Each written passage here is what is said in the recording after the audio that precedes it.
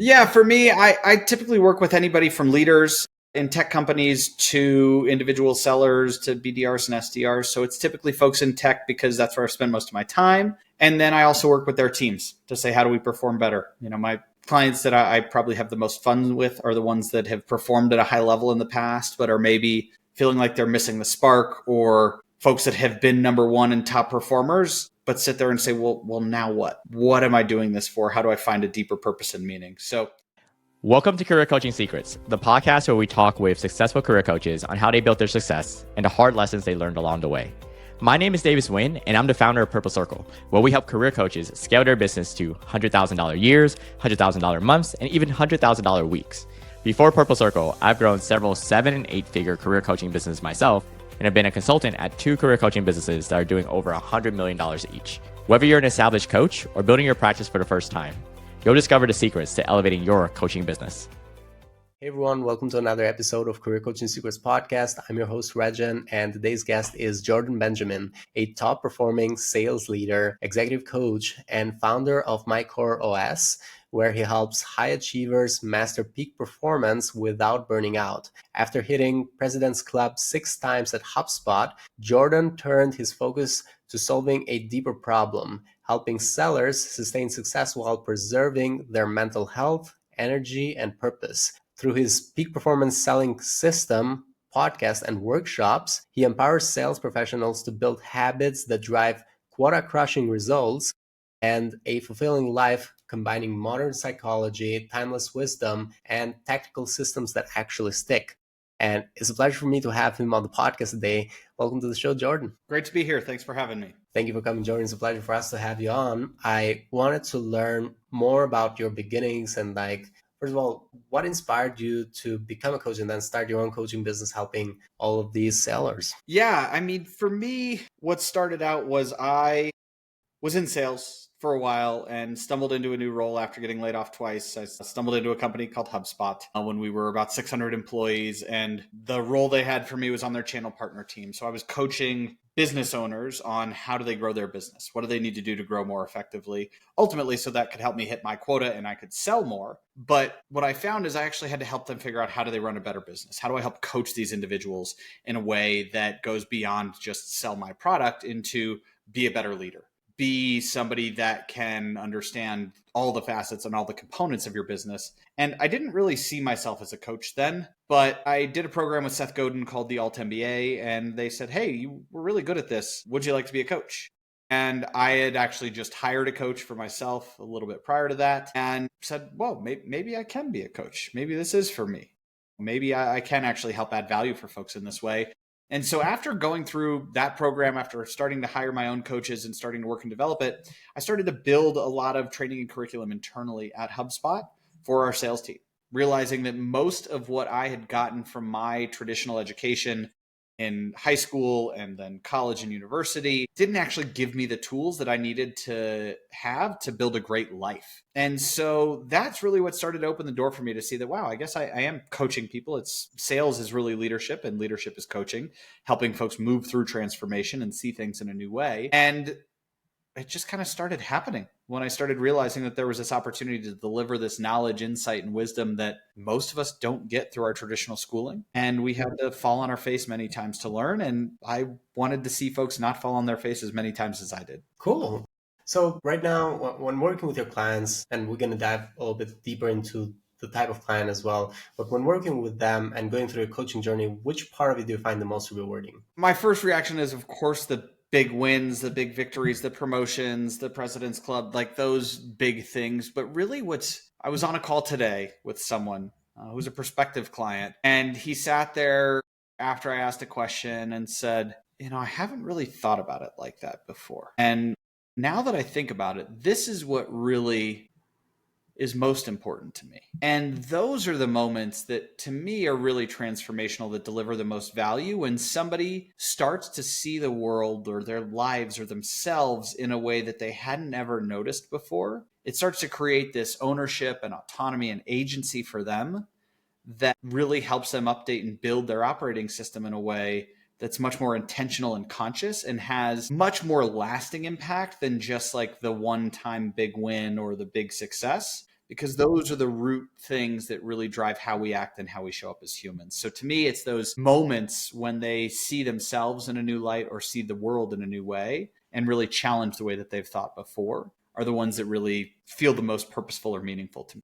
Yeah, for me, I typically work with anybody from leaders in tech companies to individual sellers to BDRs and SDRs. So it's typically folks in tech because that's where I spend most of my time. And then I also work with their teams to say, how do we perform better? My clients that I probably have the most fun with are the ones that have performed at a high level in the past, but are maybe feeling like they're missing the spark, or folks that have been number one and top performers, but sit there and say, well, now what? What am I doing this for? How do I find a deeper purpose and meaning? So folks across tech teams in sales and leadership is really where I spend most of my time.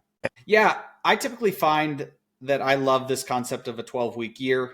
And saying, how do we sprint? And we can accomplish so much in a short period of time if we sprint and rest versus trying to run endlessly at a sprint. And so I usually engage with folks around 12 weeks to say, how do we work together during this time to work through a program that's both training, resources, materials, and group-based learning as well. And then a lot of one-on-one work to say, how do we really apply this directly into your life? Mostly one-on-one, but I also have a WhatsApp group where we've got a community. So some folks will share different resources, articles, learnings, things of the sort, wins together when we get to a chance to celebrate those wins along the way. That just shows that there's a group of other people like you that are looking to win together, support each other, whether folks are looking for a new job or transitioning careers. Can open the door for some more community there. But most of our learning will be one-on-one or with asynchronous documentation and things as well. Cool. I like that. So right now, and this is a question mostly for coaches who are listening, when it comes to marketing, what marketing channels have you seen working really well for you? Yeah. So of course, the word of mouth and referral engine is very helpful. Going through friends and family as well is something that has really kind of tapped into that existing network of people that already know me and know what I do. I just had a nice referral call today and a call from somebody that I'd worked with years ago. And then where I spend a lot of my time is LinkedIn is where I find most of the folks that I'm engaging with. It's a platform that has a lot more competition than it did 1 or 2 or 3 years ago. But that's where I'm spending most of my time since I'm really working within, this very specific professional realm. Whereas I know a lot of other coaches who have a lot of success on like Facebook or Instagram and a little bit of success on TikTok or YouTube as well. Yeah. So first and foremost, when I talk with folks about their LinkedIn, you've got to realize that LinkedIn has become more than just a resume website, more than just a job seeker website. It really is, if I had to bet, the next influencer platform and the only one that's really B2B focused that has a lot of potential in it. And so you've got to think about how do you treat that landing page or that profile page as a landing page where you're adding value, where you're building credibility. And it is an opportunity for you to sell yourself just as much as your website would be or anything of the sort. And then really what I'm finding is if you can have a nice headline that clearly says who you help, what you do, when you go out and engage or drop comments on other people's posts, that enables you to have visibility for them. And if you can really add value before you ever try and extract it, it helps you really build a lot of trust and credibility and value for others across the platform. And so for me, I've really been thinking about how do I share things that are a little less personal than maybe I was 2 years ago and a bit more value add, whether it's like an infographic or something like that I've created to help them learn some new skill or process or framework or system that I use within my trainings and within the program that I run with folks. So it is mostly content, right? Very much so. Yeah. And you mentioned that you do comment a lot to other people as well. Is that part of the strategy? So you're engaging and then getting that engagement back? That, and also for the folks that get a lot of engagement, like this beauty of LinkedIn is when you drop a comment on someone's post, it will share your headline and other people will see the headline. And so when they see, I help sellers crush quota without burnout, and somebody's in sales and wants to crush their quota and feels burnt out, they say, well, maybe I want to check out that additional profile, versus on Instagram where they only see your screen name, your username or handle, that for many people doesn't really say what they do or how they help them. So part of it is, hopefully people will comment back on my posts and we'll have some mutual engagement. but more so, especially for the folks that don't come back and engage with me or the large creators, there are many times that my comments will have more visibility and impressions than my own posts. Oh, that is so interesting. And so you find that over time, once you engage with, let's say, generally like 20 to 30 people that you typically engage with, do you find that they kind of become part of an engagement pod where you're always engaging with the same ones? Or I've been really torn on how I feel about like a pod style engagement. I personally don't love the feel and sense of it, but I do find that, yeah, there are some folks that I consistently engage with, and it feels that we all reciprocate together. Ideally, and what I'm challenged with and navigating currently is, some of the folks that engage are also all coaches, and I'd much rather be engaged with more folks in sales. And so I actually had a really nice comment from somebody that I really look up to in sales that was like, oh, I really appreciate you engaging with my posts consistently today. Like, I know you know how important it is. And so to me, I think it's this way to also like support other people that I want to amplify their voices, because I think they're doing it right and they're sharing like really good wisdom and insights. So it can turn into that little reciprocal pod or circle. But for me, it's usually more about like, how do I find people sharing things that I really resonate and align with, more so than some of the messages I get on LinkedIn of like, hey, do you want to exchange comments and likes and things of the sort, which is not really my deepest desire of how I want the platform and program to operate. But I do know that's what a lot of people are doing to have success. So, I think there's an element to that within what I'm doing as well, probably. Cool. Yeah, it is actually something that I've seen a lot recently. Whenever I analyze like the people that are getting a lot of comments and engagement, and then I just go through their comments and always kind of tend to find the same people. I'm like, what's going on here? So it's generally, it might even not be like, it's like mostly like an unspoken reciprocal commenting back and forth. But yeah, it's not really like, hey, please comment back to me or something like that. So it just happens naturally. Now, with your coaching business, where do you see it going in the future? So do you have any specific goals that you're working towards for the next 1 to 3 years? For me, it's really just about making a bigger impact, making sure that my delivery and my organizational systems are more effective so I can make a bigger impact to go out and help tens of thousands of sellers and leaders not only become growing in their career, but live better lives to elevate the sales profession. Because for so long, it's been seen as this slimy, dirty profession to be a part of. And to me, it's something that can be so noble when you actually help people solve problems. And so for me, it's really about seeing, how do I grow my impact? I'm not really focused on scale from hiring a large team or anything of that sort, but it's much more about, how do I just deliver more value in every conversation? How do I continue learning and growing and bringing the best value to the table for anybody that I'm working with and supporting? Really, right now, it's simply a VA to help me do some of the graphic design, because I am terrible at it. But aside from that, that's really the majority of the support. And then I've got, my own coaches behind me that help me think about like, how do I constantly improve the work that I'm doing, the coaching that I'm delivering, my marketing, and those other areas are some of the team that I have, although it's not, internal hires. Yeah. So far, I don't really feel like I've been burned. I've bought a couple tools to do like LinkedIn analytics and things of this sort that I haven't got a ton of value out of them, mainly because I didn't spend a lot of time on them. From selling software for a long time, a lot of people buy tools and rarely use them. And so I think that was some of the category that I fell into, of just like, oh, this looks like a bright, shiny object, and maybe this will solve all my problems.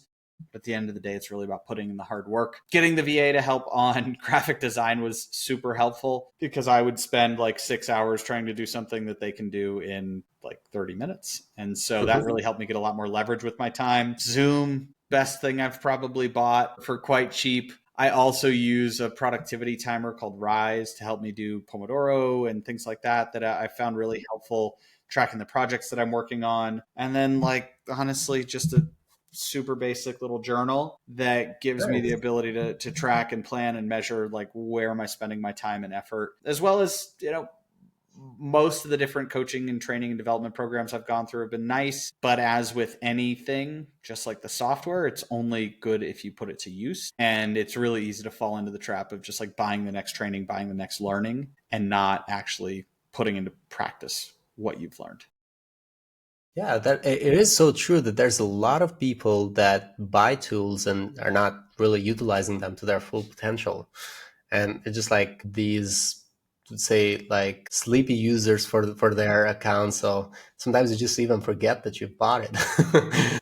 Completely. I in the software world, we spend a lot of time being like, oh yeah, we have a lot of people that are paying money and never log in or never utilize the tool, which at some point in time they're a churn risk, but in the current state of affairs, like they're still paying the bills.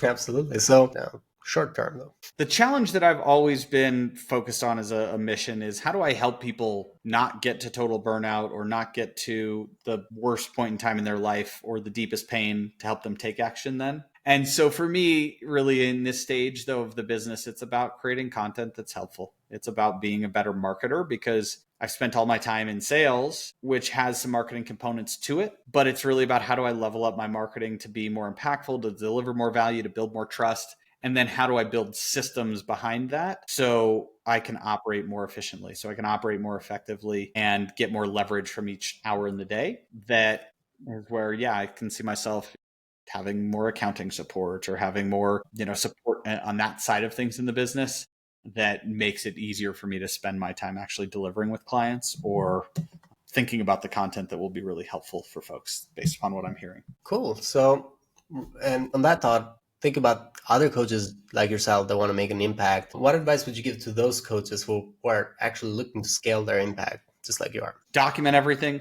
leverage some of these AI tools, not to build your content because I'm seeing so many similar things created today, but feed your coaching or training calls into ChatGPT. Take that transcript and say, hey, give me feedback. How can I improve? What can I do better? To me, I think that's really where most of the coaching programs out there or programs for coaches are all about. How do you do better marketing or sell more? Very few of them are actually how do you deliver a better product? And to me, with the tens of thousands of people flooding the coaching industry in today's day and age, the ones that'll really stand out are the ones that can deliver massive value, more so than just the ones that can be better marketers. So figure out how do you leverage AI or leverage technology to help you be a better coach, and that will help drive your referral engine and your flywheel more effectively. Thank you. Thank you so much, Joe. And thank you so much for coming to our podcast today. Anyone who wants to reach out or connect to you, they can go onto LinkedIn, Jordan Benjamin. They'll be able to find you. And they can also go into the website, CoreOS, which is the letter OS standing for Operation Systems, MyCoreOS.com.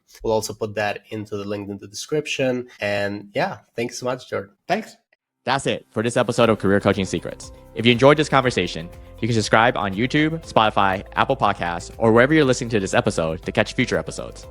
This podcast was brought to you by Purple Circle, where we help career coaches scale their business to $100,000 years, $100,000 months, or even $100,000 weeks, all without burning out and making sure that you're making the impact and having the life that you want. To learn more about our community and how we can help you, visit joinpurplecircle.com.